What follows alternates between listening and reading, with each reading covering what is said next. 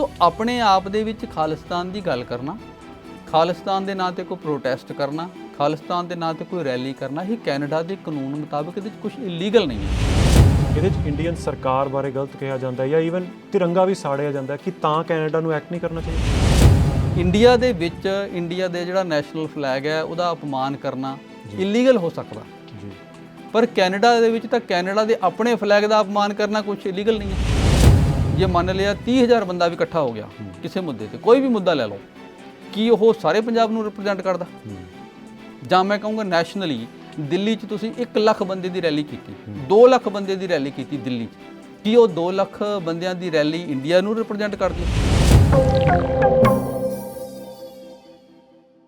ਸਮੇਂ-ਸਮੇਂ ਤੇ ਖਾਲਿਸਤਾਨ ਦਾ ਮੁੱਦਾ ਭਖਦਾ ਰਹਿੰਦਾ ਹੈ, ਪਰ ਇਸ ਵੇਲੇ ਹਰਦੀਪ ਸਿੰਘ ਨਿੱਜਰ ਦੀ ਮੌਤ ਤੋਂ ਬਾਅਦ ਜੇ ਇੱਥੇ ਪੰਜਾਬੀ ਕਹਿ ਰਹੇ ਨੇ ਕਿ ਧੱਕਾ ਹੋ ਰਿਹਾ ਜਾਂ ਫਿਰ ਇੰਡੀਅਨ ਏਜੰਸੀਜ਼ ਇਨਵੋਲਵਡ ਨੇ, ਤਾਂ ਉੱਧਰ ਇੰਡੀਆ ਬਾਰ-ਬਾਰ ਇਹ ਕਹਿ ਰਿਹਾ ਕਿ ਕੈਨੇਡਾ ਬੜਾ ਸੌਫਟ ਹੈ ਖਾਲਿਸਤਾਨੀਆਂ ਤੇ ਐਕਸ਼ਨ ਨਹੀਂ ਲੈ ਰਿਹਾ ਤੇ ਇਹਦੇ ਨਾਲ ਬਹੁਤ ਖਤਰਾ ਹੋ ਸਕਦਾ ਹੈ ਦੋਵੇਂ ਹੀ ਦੇਸ਼ਾਂ ਨੂੰ ਤੇ ਸ਼ਾਇਦ ਹੋਰ ਵੀ ਦੇਸ਼ਾਂ ਨੂੰ।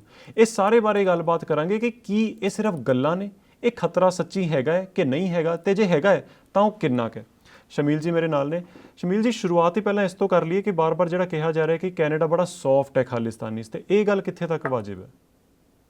ਮੈਨੂੰ ਲੱਗਦਾ ਇਹਦੇ 'ਚ ਨਾ ਥੋੜ੍ਹਾ ਜਿਹਾ ਦੋ ਸਿਸਟਮ ਦਾ ਡਿਫਰੈਂਸ ਹੈ, ਕਿਉਂਕਿ ਕੈਨੇਡਾ ਦਾ ਜਿਹੜਾ ਪੋਲੀਟੀਕਲ ਸਿਸਟਮ ਹੈ ਤੇ ਇੰਡੀਆ ਦਾ ਜਿਹੜਾ ਪੋਲੀਟੀਕਲ ਸਿਸਟਮ ਹੈ ਉਹਦੇ 'ਚ ਬੜੇ ਬੇਸਿਕ ਡਿਫਰੈਂਸ ਨੇ ਜੀ।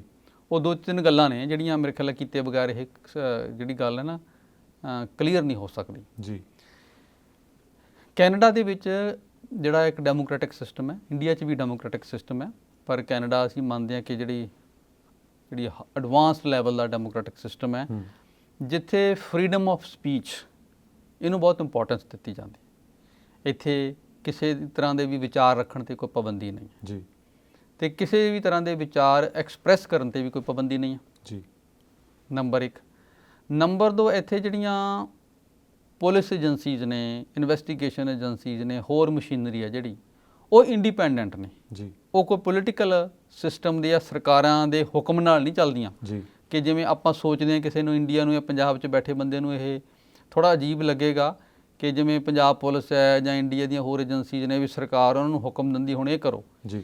ਕੈਨੇਡਾ 'ਚ ਇਸ ਤਰ੍ਹਾਂ ਨਹੀਂ ਹੁੰਦਾ। ਇੱਥੇ ਜਿਹੜੀਆਂ ਪੁਲਿਸ ਏਜੰਸੀਆਂ ਨੇ ਉਹਨਾਂ ਦਾ ਇੱਕ ਆਪਣਾ ਸਿਸਟਮ ਹੈ, ਉਹਦੇ ਮੁਤਾਬਕ ਜੋ ਉਹਨਾਂ ਦਾ ਮੈਂਡੇਟ ਹੈ, ਕਾਨੂੰਨ ਦੇ ਮੁਤਾਬਕ ਜਿਹੜੀ ਚੀਜ਼ ਗੈਰ ਕਾਨੂੰਨੀ ਹੈ ਉਹਨੂੰ ਰੋਕਣਾ ਅਤੇ ਉਹਦੇ ਖਿਲਾਫ ਕਾਰਵਾਈ ਕਰਨਾ, ਇਹ ਉਹਨਾਂ ਦਾ ਕੰਮ ਹੈ। ਇਹਦੇ 'ਚ ਕੋਈ ਪੋਲੀਟੀਕਲ ਇੰਟਰਫੀਅਰੈਂਸ ਕੋਈ ਚੀਜ਼ ਨਹੀਂ ਹੈ। ਸੋ ਇਹ ਐਕਸਪੈਕਟ ਕਰਨਾ ਕਿ ਕੈਨੇਡੀਅਨ ਗਵਰਨਮੈਂਟ ਕਿਸੇ ਨੂੰ ਕਹਿ ਕੇ, ਪੁਲਿਸ ਨੂੰ ਕਹਿ ਕੇ ਕਿਸੇ ਨੂੰ ਅਰੈਸਟ ਕਰਾ ਲਵੇ ਜਾਂ ਕਿਸੇ 'ਤੇ ਐਸਾ, ਇਹ ਕੈਨੇਡਾ ਦਾ ਕਲਚਰ ਨਹੀਂ ਹੈ।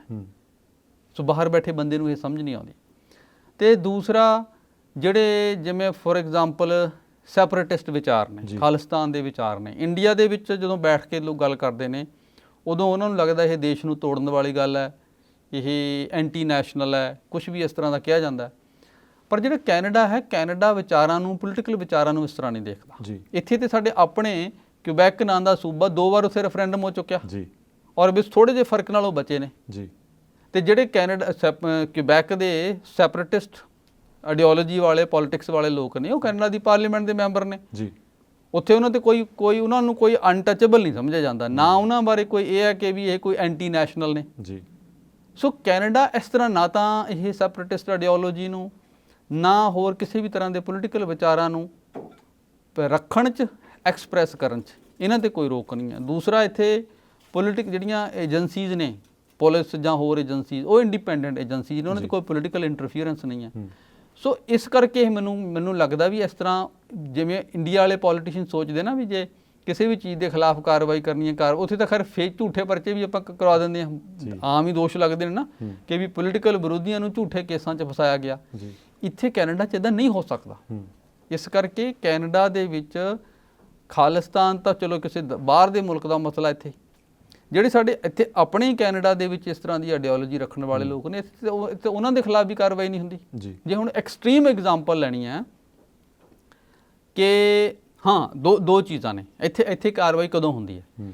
ਇੱਥੋਂ ਦੇ ਜਿਹੜੇ ਕਾਨੂੰਨ ਨੇ ਉਹਨਾਂ ਦੇ ਮੁਤਾਬਕ ਜਿਹੜੇ ਹੇਟ ਸਪੀਚ ਲਾਅ ਨੇ, ਕਿਸੇ ਵੀ ਭਾਈਚਾਰੇ ਦੇ ਖਿਲਾਫ ਨਫ਼ਰਤ ਫੈਲਾਉਣੀ, ਮਤਲਬ ਕਿਸੇ ਰਿਲੀਜੀਅਸ ਕਮਿਊਨਿਟੀ ਦੇ ਖਿਲਾਫ, ਕਿਸੇ ਰੇਸ਼ਲ ਕਮਿਊਨਿਟੀ ਦੇ ਖਿਲਾਫ, ਕਿਸੇ ਵੀ ਗਰੁੱਪ ਦੇ ਖਿਲਾਫ, ਉੱਥੇ ਉਹ ਮਤਲਬ ਕਾਨੂੰਨ ਦੇ ਖਿਲਾਫ ਹੋ ਸਕਦਾ। ਉੱਥੇ ਜਿਹੜੇ ਹੇਟ ਸਪੀਚ ਕਾਨੂੰਨ ਨੇ ਉਹ ਲੱਗ ਸਕਦੇ ਨੇ। ਜੇ ਤੁਸੀਂ ਕਿਸੇ ਨੂੰ ਡਰਾਉਂਦੇ ਧਮਕਾਉਂਦੇ ਹੋ ਫਿਰ ਤੁਹਾਡੇ ਖਿਲਾਫ ਕਾਰਵਾਈ ਹੋ ਸਕਦੀ ਹੈ। ਜੇ ਤੁਸੀਂ ਕੋਈ ਵਾਇਲੈਂਸ 'ਚ ਇਨਵੋਲਵ ਹੁੰਦੇ ਹੋ ਫਿਰ ਤੁਹਾਡੇ ਖਿਲਾਫ ਕਾਰਵਾਈ ਹੋ ਸਕਦੀ ਹੈ। ਸੋ ਆਪਣੇ ਆਪ ਦੇ ਵਿੱਚ ਖਾਲਿਸਤਾਨ ਦੀ ਗੱਲ ਕਰਨਾ, ਖਾਲਿਸਤਾਨ ਦੇ ਨਾਂ 'ਤੇ ਕੋਈ ਪ੍ਰੋਟੈਸਟ ਕਰਨਾ, ਖਾਲਿਸਤਾਨ ਦੇ ਨਾਂ 'ਤੇ ਕੋਈ ਰੈਲੀ ਕਰਨਾ, ਇਹ ਕੈਨੇਡਾ ਦੇ ਕਾਨੂੰਨ ਮੁਤਾਬਕ ਇਹਦੇ 'ਚ ਕੁਝ ਇਲੀਗਲ ਨਹੀਂ ਹੈ। ਪਰ ਜਿਹੜੀ ਤੁਸੀਂ ਗੱਲ ਵੀ ਕਹਿ ਰਹੇ ਹੋ, ਜਦੋਂ ਇਹ ਵੇਲੇ ਜਿਹੜੇ ਪ੍ਰੋਟੈਸਟ ਹੁੰਦੇ ਨੇ ਇਹਦੇ 'ਚ ਇੰਡੀਅਨ ਸਰਕਾਰ ਬਾਰੇ ਗਲਤ ਕਿਹਾ ਜਾਂਦਾ ਜਾਂ ਈਵਨ ਤਿਰੰਗਾ ਵੀ ਸਾੜਿਆ ਜਾਂਦਾ, ਕਿ ਤਾਂ ਕੈਨੇਡਾ ਨੂੰ ਐਕਟ ਨਹੀਂ ਕਰਨਾ ਚਾਹੀਦਾ? ਦੇਖੋ, ਸਰਕਾਰਾਂ ਦੇ ਖਿਲਾਫ ਤਾਂ ਇੱਥੇ ਕੈਨੇਡਾ ਦੀ ਸਰਕਾਰ ਦੇ ਖਿਲਾਫ ਵੀ ਤਾਂ ਬੋਲਦੇ ਨੇ। ਸਰਕਾਰ ਦੇ ਖਿਲਾਫ ਬੋਲਣਾ ਡੈਮੋਕ੍ਰੈਟਿਕ ਸਿਸਟਮ ਦੇ ਵਿੱਚ ਕੁਝ ਵੀ ਇਹਦੇ 'ਚ ਗਲਤ ਨਹੀਂ ਹੈ। ਜਦ ਤੱਕ ਤੁਸੀਂ ਆ ਜਿਹੜੀਆਂ ਕੁਝ ਮੈਂ ਚੀਜ਼ਾਂ ਦੱਸੀਆਂ ਨੇ ਨਾ, ਕਾਨੂੰਨ ਦੀ ਵਾਇਲੇਸ਼ਨ ਨਹੀਂ ਕਰਦੇ। ਕਾਨੂੰਨ ਦੀ ਵਾਇਲੇਸ਼ਨ ਸ਼ੁਰੂ ਹੁੰਦੀ ਹੈ ਜਦੋਂ ਤੁਸੀਂ ਕੋਈ ਹੇਟ ਕ੍ਰਾਈਮ ਕਰਦੇ ਹੋ, ਜਦੋਂ ਤੁਸੀਂ ਵਾਇਲੈਂਸ ਨੂੰ ਪ੍ਰਮੋਟ ਕਰਦੇ ਹੋ, ਜਦੋਂ ਤੁਸੀਂ ਵਾਇਲੈਂਸ ਕਰਦੇ ਹੋ। ਜਿੱਥੋਂ ਤੱਕ ਤਿਰੰਗੇ ਨੂੰ ਸਾੜਨ ਦੀ ਗੱਲ ਹੈ, ਦੇਖੋ ਮੈਂ ਮੰਨਦਾ ਕਿ ਜਿਹੜਾ ਹਰ ਇੰਡੀਅਨ ਹੈ ਉਹ ਤਿਰੰਗੇ ਬਾਰੇ ਥੋੜ੍ਹਾ ਸੈਂਸਿਟਿਵ ਹੈ ਜੀ। ਅਸੀਂ ਵੀ ਕਿਉਂਕਿ ਸਾਡੀਆਂ ਜੜ੍ਹਾਂ ਇੰਡੀਆ 'ਚ ਨੇ, ਸਾਡੀ ਵੀ ਤਿਰੰਗੇ ਨਾਲ ਇੱਕ ਲਗਾਓ ਹੈ। ਪਰ ਕੈਨੇਡਾ ਦਾ ਜਾਂ ਪੱਛਮੀ ਮੁਲਕਾਂ ਦੇ ਕਾਨੂੰਨ ਇਹ ਨੇ ਕਿ ਇੱਥੇ ਜੇ ਤੁਸੀਂ ਕੈਨੇਡਾ ਦਾ ਝੰਡਾ ਵੀ ਸਾੜੋਗੇ ਇਹ ਕੋਈ ਇਲੀਗਲ ਨਹੀਂ ਹੈ। ਇੱਥੇ ਕੋਈ ਇਸ ਕਾਰਵਾਈ ਨਹੀਂ ਹੁੰਦੀ। ਜੇ ਕੋਈ ਬੰਦਾ ਕੈਨੇਡਾ 'ਚ ਰਹਿ ਕੇ ਕੈਨੇਡਾ ਦਾ ਝੰਡਾ ਸਾੜਦਾ ਹੈ ਤੇ ਕੋਈ ਇਲੀਗਲ ਨਹੀਂ ਹੈ। ਠੀਕ ਹੈ। ਤੇ ਇਸ ਕਰਕੇ ਬਾਹਰਲੇ ਕਿਸੇ ਦੇਸ਼ ਦਾ ਝੰਡਾ, ਉਹਦੇ ਬਾਰੇ ਕੋਈ ਉਸ ਤਰ੍ਹਾਂ ਦੀ ਇਹਨੂੰ ਉਸ ਤਰ੍ਹਾਂ ਦਾ ਕੋਈ ਕ੍ਰਾਈਮ ਨਹੀਂ ਸਮਝਿਆ ਜਾਂਦਾ। ਮਤਲਬ ਹੁਣ ਆਪਾਂ ਥੋੜ੍ਹੇ ਜਿਹੇ ਕੈਨੇਡੀਅਨ ਕਾਨੂੰਨ ਦੇ ਦਾਇਰੇ 'ਚ ਰਹਿ ਕੇ ਗੱਲ ਕਰ ਸਕਦੇ ਹਾਂ ਨਾ। ਇੰਡੀਆ ਦੇ ਵਿੱਚ ਇੰਡੀਆ ਦੇ ਜਿਹੜਾ ਨੈਸ਼ਨਲ ਫਲੈਗ ਹੈ ਉਹਦਾ ਅਪਮਾਨ ਕਰਨਾ ਇਲੀਗਲ ਹੋ ਸਕਦਾ ਜੀ, ਪਰ ਕੈਨੇਡਾ ਦੇ ਵਿੱਚ ਤਾਂ ਕੈਨੇਡਾ ਦੇ ਆਪਣੇ ਫਲੈਗ ਦਾ ਅਪਮਾਨ ਕਰਨਾ ਕੁਝ ਇਲੀਗਲ ਨਹੀਂ ਹੈ। ਠੀਕ ਹੈ ਨਾ, ਕੰਟੈਕਸਟ ਡਿਫਰੈਂਟ ਹੋ ਗਿਆ ਨਾ। ਬਿਲਕੁਲ ਠੀਕ ਹੈ। ਆਪਾਂ ਵਾਪਸ ਆ ਜਾਈਏ ਉਸ ਗੱਲ 'ਤੇ ਜਦੋਂ ਸ਼ੁਰੂ ਕੀਤੀ ਸੀ ਕਿ ਹਰਦੀਪ ਨਿੱਜਰ ਦੇ ਮਰਡਰ ਤੋਂ ਬਾਅਦ ਹੁਣ ਮੁੱਦਾ ਹੋਰ ਦੁਬਾਰਾ ਭਖ ਰਿਹਾ ਹੈ ਤੇ ਬਾਰ-ਬਾਰ ਇਹ ਇਲਜ਼ਾਮ ਲਗਾਏ ਜਾ ਰਹੇ ਨੇ ਇੱਥੇ ਪ੍ਰੋਟੈਸਟਸ ਵਿੱਚ ਜਾਂ ਸੋਸ਼ਲ ਮੀਡੀਆ ਤੇ ਪੋਸਟਾਂ 'ਚ ਕਿਹਾ ਜਾਂਦਾ ਹੈ ਕਿ ਇੰਡੀਆ ਜਾਂ ਇੰਡੀਅਨ ਏਜੰਸੀਜ਼ ਇਨਵੋਲਵਡ ਨੇ। ਦੇਖੋ, ਇਹ ਮੈਨੂੰ ਨਹੀਂ ਹੁਣ ਪਤਾ, ਇਹ ਜਿਹੜੇ ਕਹਿਣ ਵਾਲੇ ਨੇ ਤਾਂ ਜਵਾਬ ਉਹ ਦੇ ਸਕਦੇ ਨੇ, ਪਰ ਅਸੀਂ ਤਾਂ ਇਹ ਮੰਨਦੇ ਹਾਂ ਕਿ ਜਿਹੜਾ ਕੈਨੇਡਾ ਹੈ, ਕੈਨੇਡਾ ਦੀਆਂ ਜਿਹੜੀਆਂ ਜਾਂਚ ਏਜੰਸੀਜ਼ ਨੇ, ਪੁਲਿਸ ਏਜੰਸੀ ਹੈ, RCMP ਹੈ, ਹੋਰ ਜਿਹੜੀਆਂ ਏਜੰਸੀਜ਼ ਨੇ ਉਹ ਇੰਡੀਪੈਂਡੈਂਟ ਪ੍ਰੋਫੈਸ਼ਨਲ ਏਜੰਸੀਜ਼ ਨੇ। ਉਹ ਕਿਸੇ ਪੋਲੀਟੀਕਲ ਦਬਾਅ ਹੇਠ ਨਹੀਂ ਕੰਮ ਕਰਦੀਆਂ, ਉਹ ਕਿਸੇ ਪੋਲੀਟੀਕਲ ਏਜੰਡਾ ਨੂੰ ਲੈ ਕੇ ਕੰਮ ਨਹੀਂ ਕਰਦੀਆਂ।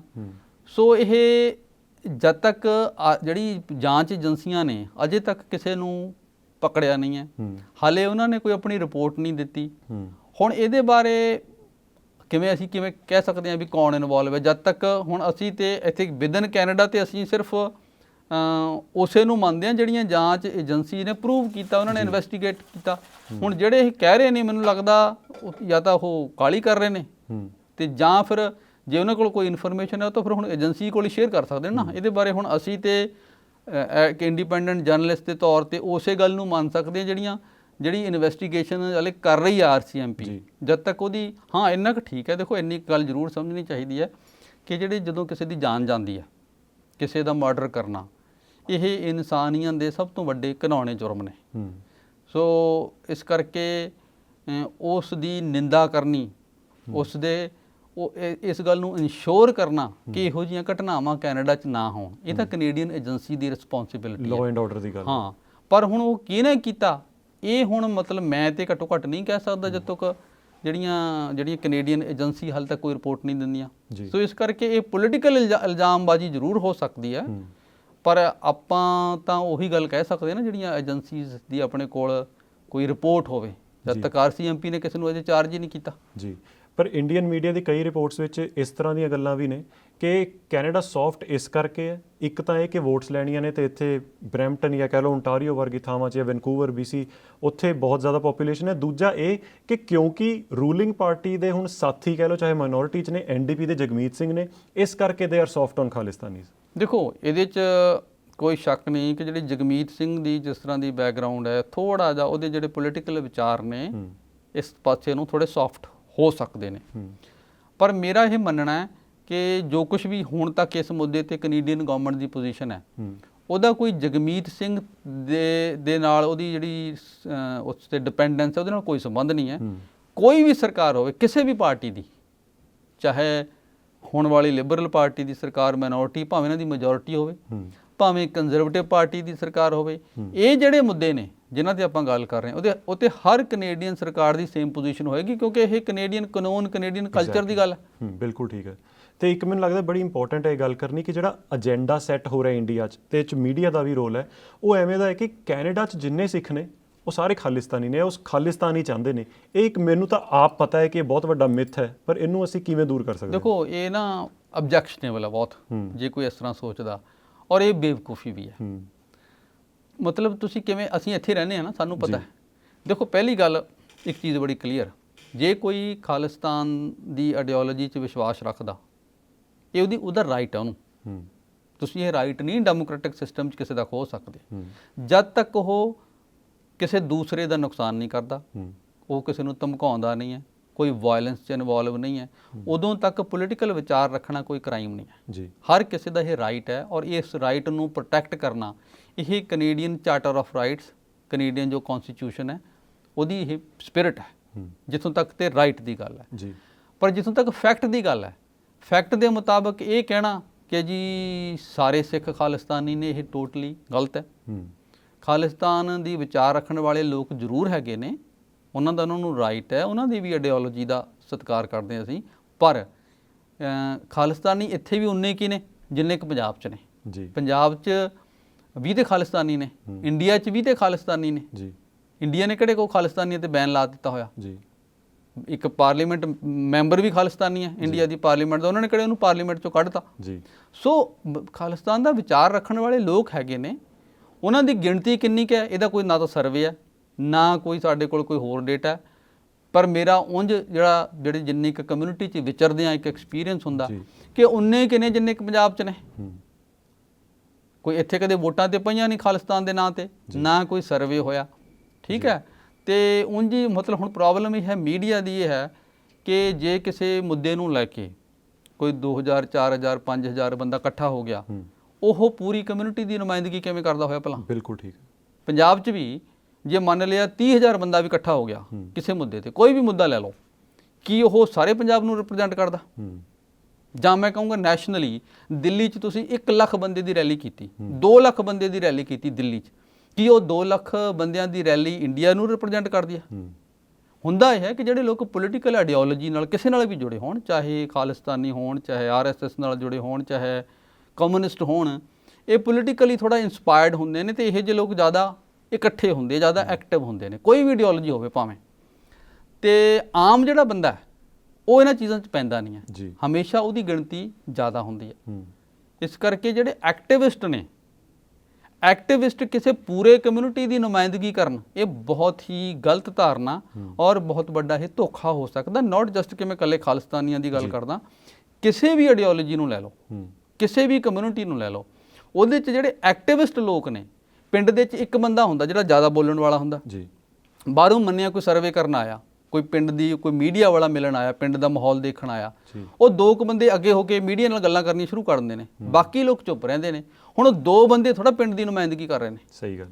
ਇਸੇ ਤਰ੍ਹਾਂ ਕਿਸੇ ਵੀ ਕਮਿਊਨਿਟੀ ਦੇ ਵਿੱਚ ਜਿਹੜੇ ਐਕਟਿਵਿਸਟ ਲੋਕ ਨੇ, ਉਹਨਾਂ ਨੂੰ ਉਸ ਭਾਈਚਾਰੇ ਦੇ ਪੂਰੇ ਨੁਮਾਇੰਦੇ ਸਮਝ ਲੈਣਾ, ਇਹ ਇੱਕ ਤਾਂ ਵੈਸੇ ਵੀ ਗਲਤ ਹੈ, ਦੂਸਰਾ ਇਹ ਆਪਣੇ ਆਪ ਨੂੰ ਧੋਖਾ ਦੇਣ ਵਾਲੀ ਗੱਲ ਹੈ ਜੀ। ਅਤੇ ਮੈਂ ਅਖੀਰ 'ਚ ਤੁਹਾਨੂੰ ਇੱਕ ਚੀਜ਼ ਜ਼ਰੂਰ ਪੁੱਛਣਾ ਚਾਹੁੰਦਾ ਕਿ ਜਿੰਨੀਆਂ ਰਿਪੋਰਟਸ ਆਉਂਦੀਆਂ ਨੇ, ਖਾਸ ਕਰਕੇ ਇੰਡੀਅਨ ਮੀਡੀਆ ਜ਼ਿਆਦਾ ਹਾਈਲਾਈਟ ਹੁੰਦੀਆਂ ਵੀ ਬਰੈਂਪਟਨ 'ਚ ਇੱਕ ਰੈਲੀ ਨਿਕਲੀ, ਉਹ 'ਚ ਕਿਸੇ ਤਰ੍ਹਾਂ ਦੀ ਕੋਈ ਝਾਂਕੀ ਸੀਗੀ, ਜਾਂ ਹੁਣ ਇੱਕ ਰੈਲੀ ਹੋਣੀ ਹੈ, ਜਾਂ ਰਿਫਰੈਂਡਮ ਹੋਣਾ ਹੈ, ਪਰ ਫਿਰ ਉਸ ਤੋਂ ਬਾਅਦ US ਦੇ ਸੈਨ ਫਰਾਂਸਿਸਕੋ 'ਚ ਇੰਡੀਅਨ ਐਮਬੈਸੀ ਨੂੰ ਸਾੜ ਦਿੱਤਾ ਜਾਂਦਾ ਹੈ। ਕਿ ਇਹਨਾਂ ਚੀਜ਼ਾਂ ਬਾਰੇ ਕਿੰਨਾ ਕੰਸਰਨਡ ਹੋਣਾ ਚਾਹੀਦਾ? ਦੇਖੋ, ਜਿਹੜੀਆਂ ਤਾਂ ਲਾਅ ਐਂਡ ਆਰਡਰ ਦੀਆਂ ਪ੍ਰੋਬਲਮਸ ਨੇ, ਜਿੱਥੇ ਵਾਇਲੈਂਸ ਇਨਵੋਲਵ ਹੈ, ਉੱਥੇ ਤਾਂ ਬੜਾ ਕਲੀਅਰ ਹੈ, ਉੱਥੇ ਤਾਂ ਜਿਹੜੀਆਂ ਏਜੰਸੀਜ਼ ਨੇ ਆਪਣਾ ਕੰਮ ਕਰਨਾ। ਜਿੱਥੋਂ ਤੱਕ ਡਿਪਲੋਮੈਟ ਦੀ ਸੇਫਟੀ ਦਾ ਇਸ਼ੂ ਹੈ, ਇਹਦੇ ਬਾਰੇ ਅੱਜ ਜਿਹੜੇ ਐਕਸਟਰਨਲ ਅਫੇਅਰਸ ਮਿਨਿਸਟਰ ਨੇ ਮੈਲਨੀ ਜੋਲੀ, ਉਹਨਾਂ ਨੇ ਟਵੀਟ ਵੀ ਕੀਤਾ ਕਿ ਜਿਹੜੀ ਵੀਆਨਾ ਕਨਵੈਨਸ਼ਨ ਹੈ ਉਹਦੇ ਮੁਤਾਬਕ ਡਿਪਲੋਮੈਟਸ ਨੂੰ ਪ੍ਰੋਟੈਕਟ ਕਰਨਾ ਹਰ ਕੰਟਰੀ ਦੀ ਜ਼ਿੰਮੇਵਾਰੀ ਹੈ, ਅਤੇ ਉਹਦੇ ਲਈ ਕੈਨੇਡਾ ਵੀ ਕਮਿਟਡ ਹੈ। ਸੋ ਇਸ ਕਰਕੇ ਉਸ ਮਾਮਲੇ 'ਚ ਤਾਂ ਮੈਨੂੰ ਨਹੀਂ ਲੱਗਦਾ ਕੋਈ ਕੈਨੇਡੀਅਨ ਏਜੰਸੀਜ਼ ਜਾਂ ਕੈਨੇਡੀਅਨ ਗਵਰਨਮੈਂਟ ਕੋਈ ਮਾੜੀ ਮੋਟੀ ਵੀ ਢਿੱਲ ਕਰ ਸਕਦੇ ਜੀ। ਪਰ ਪ੍ਰੋਬਲਮ ਇਹ ਹੁੰਦੀ ਹੈ ਕਿ ਜਦੋਂ ਪੋਲੀਟੀਕਲ ਐਕਟੀਵਿਟੀ ਨੂੰ ਮਤਲਬ ਉਸ ਤਰੀਕੇ ਨਾਲ ਦੇਖ ਲਿਆ ਜਾਂਦਾ, ਜਿਵੇਂ ਅਸਲ ਵਿੱਚ ਮੈਨੂੰ ਇਹ ਵੀ ਲੱਗਦਾ ਕਿ ਸਰਟਨ ਇੱਕ ਏਜੰਡਾ ਹੈ ਇੰਡੀਅਨ ਮੀਡੀਆ 'ਚ ਵੀ, ਜਿਹੜਾ ਉਹਨਾਂ ਦਾ ਕੋਈ ਆਪਣੇ ਲੋਕਲ ਕੰਸਰਨ ਹੋ ਸਕਦੇ ਆ, ਲੋਕਲ ਏਜੰਡਾ ਹੋ ਸਕਦਾ, ਕੁਛ ਇਲੈਕਸ਼ਨ ਨੂੰ ਮੁੱਖ ਰੱਖ ਕੇ ਹੋ ਸਕਦਾ। ਆਪਾਂ ਉਹ 'ਤੇ ਕਮੈਂਟ ਨਹੀਂ ਕਰਨਾ ਚਾਹੁੰਦੇ, ਪਰ ਉਹ ਕਈ ਵਾਰ ਚੀਜ਼ਾਂ ਨੂੰ ਖਾਸ ਰੰਗਤ ਦੇਣ ਦੀ ਕੋਸ਼ਿਸ਼ ਕਰਦਾ, ਅਤੇ ਉਹਦੇ ਬਾਰੇ ਵੀ ਸੁਚੇਤ ਰਹਿਣਾ ਚਾਹੀਦਾ, ਕਿਉਂਕਿ ਦੂਰ ਬੈਠ ਕੇ ਗੱਲਾਂ ਖਾਲਿਸਤਾਨ ਦੀ ਮਤਲਬ ਜਿਹੜੀ ਗੱਲ ਹੈ, ਇਹਦੇ ਉੱਤੇ ਇੰਡੀਅਨ ਮੀਡੀਆ ਨੂੰ ਇੱਥੇ ਇਤਰਾਜ਼ ਕਰਨ ਦੀ ਤੋਂ ਪਹਿਲਾਂ ਕੀ ਇੰਡੀਆ 'ਚ ਖਾਲਿਸਤਾਨ ਦੀ ਗੱਲ ਕਰਨ ਦੇ ਕੋਈ ਪਾਬੰਦੀ ਆ? ਨਹੀਂ ਹੈ ਪਾਬੰਦੀ। ਉੱਥੇ ਵੀ ਕੌਨਸਟੀਟਿਊਸ਼ਨ ਦੇ ਮੁਤਾਬਕ ਖਾਲਿਸਤਾਨ ਦੀ ਗੱਲ ਕਰਨਾ ਕੋਈ ਕ੍ਰਾਈਮ ਨਹੀਂ ਹੈ ਜੀ। ਹਾਂ, ਵਾਇਲੈਂਸ ਕਰਨਾ, ਕਿਸੇ ਨੂੰ ਡਰਾਉਣਾ ਧਮਕਾਉਣਾ, ਜਿਵੇਂ ਇੰਡੀਆ 'ਚ ਕ੍ਰਾਈਮ ਹੈ, ਕੈਨੇਡਾ 'ਚ ਵੀ ਕ੍ਰਾਈਮ ਹੈ, ਉਹ ਕੈਨੇਡਾ ਵੀ ਇਜਾਜ਼ਤ ਨਹੀਂ ਦਿੰਦਾ। ਪਰ ਪੋਲੀਟੀਕਲ ਵਿਚਾਰ ਰੱਖਣ 'ਤੇ ਇੱਥੇ ਐਬਸੋਲਿਊਟਲੀ ਕੋਈ ਪਾਬੰਦੀ ਨਹੀਂ ਹੈ। ਅਤੇ ਕੋਈ ਸਰਕਾਰ, ਭਾਵੇਂ ਤੁਸੀਂ ਕਰੰਟ ਗਵਰਨਮੈਂਟ ਦੀ ਗੱਲ ਛੱਡੋ, ਕੋਈ ਮਰਜ਼ੀ ਸਰਕਾਰ ਆ ਜਾਏ, ਕੋਈ ਵੀ ਸਰਕਾਰ ਉਹ ਕੁਛ ਨਹੀਂ ਕਰ ਸਕਦੀ ਕਿ ਇੱਥੇ ਪੁਲਿਸ ਨੂੰ, ਜਾਂਚ ਏਜੰਸੀਆਂ ਨੂੰ ਕਹਿ ਕੇ ਕਿਸੇ ਇਹੋ ਜਿਹੀ ਐਕਟੀਵਿਟੀ 'ਤੇ ਪਾਬੰਦੀ ਲਾ ਦੇ ਜਿਹੜੀ ਕਿ ਕਿਸੇ ਦਾ ਵੀ ਕੌਨਸਟੀਟਿਊਸ਼ਨਲ ਰਾਈਟ ਹੈ। ਉਹ ਰਾਈਟ ਹੈ ਆਪਣੇ ਵਿਚਾਰ ਰੱਖਣ ਦਾ, ਆਪਣੇ ਵਿਚਾਰ ਐਕਸਪ੍ਰੈਸ ਕਰਨ ਦਾ। ਜੀ ਬਿਲਕੁਲ, ਧੰਨਵਾਦ ਸ਼ਮੀਲ ਜੀ। ਕੁਝ ਗੱਲਾਂ ਸਾਡੇ ਸਾਹਮਣੇ ਹੁੰਦੀਆਂ ਨੇ ਪਰ ਸ਼ਾਇਦ ਅਸੀਂ ਦੇਖ ਨਹੀਂ ਪਾਉਂਦੇ।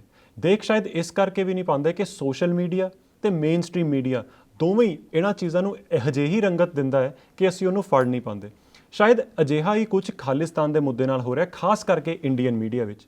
ਸ਼ਾਇਦ ਉਹਨਾਂ ਨੂੰ ਬਲੇਮ ਨਹੀਂ ਕਰਨਾ ਚਾਹੀਦਾ ਕਿਉਂਕਿ ਉਹ ਦੂਰ ਬੈਠੇ ਨੇ, ਪਰ ਬਲੇਮ ਸ਼ਾਇਦ ਇਸ ਲਈ ਕਰਨਾ ਚਾਹੀਦਾ ਹੈ ਕਿ ਉਹਨਾਂ ਨੂੰ ਰਿਸਪੌਂਸਿਬਲ ਹੋਣਾ ਚਾਹੀਦਾ ਹੈ ਅਤੇ ਪਰਹੇਜ਼ ਕਰਨਾ ਚਾਹੀਦਾ ਇੱਕ ਰੰਗਤ ਦੇਣ ਤੋਂ ਜਾਂ ਇੱਕ ਡਿਸੀਜਨ ਦੇਣ ਤੋਂ, ਇੱਕ ਇਹੋ ਜਿਹਾ ਡਿਸੀਜਨ ਦੇਣ ਤੋਂ ਜਿਹਦੇ ਨਾਲ ਨਾ ਸਿਰਫ ਲੋਕਾਂ ਦੀ ਸੇਫਟੀ ਪਰ ਦੇਸ਼ਾਂ ਦੇ ਆਪਸ ਦੇ ਡਿਪਲੋਮੈਟਿਕ ਰਿਲੇਸ਼ਨਸ ਵੀ ਇੰਪੈਕਟ ਹੋ ਸਕਦੇ ਨੇ। ਖਾਲਿਸਤਾਨ ਦੀ ਸੋਚ ਹੈ ਪਰ ਉਹ ਕਿੰਨੀ ਕੁ ਹੈ ਅਤੇ ਕਿੰਨੀ ਨਹੀਂ, ਇਹ ਸ਼ਾਇਦ ਮੈਂ ਤੇ ਤੁਸੀਂ ਤੇ ਮੀਡੀਆ ਕੋਈ ਵੀ ਜਾਣਦਾ ਨਹੀਂ ਹੈ। ਇਸੇ ਕਰਕੇ ਇਸ ਤੋਂ ਪਰਹੇਜ਼ ਕਰਨ ਦੀ ਲੋੜ ਹੈ ਤਾਂ ਕਿ ਇਹ ਜਿੰਨਾ ਕੁ ਮੁੱਦਾ ਹੈ ਉਹ ਹੋਰ ਜ਼ਿਆਦਾ ਨਾ ਭਖੇ ਅਤੇ ਆਮ ਬੰਦਾ ਇਹਦੇ ਤੋਂ ਇੰਨਾ ਇੰਪੈਕਟ ਨਾ ਹੋਵੇ ਕਿ ਉਹਦੀ ਜ਼ਿੰਦਗੀ ਤੱਕ ਗੱਲ ਆ ਪਹੁੰਚੇ। ਸਤਿ ਸ਼੍ਰੀ ਅਕਾਲ।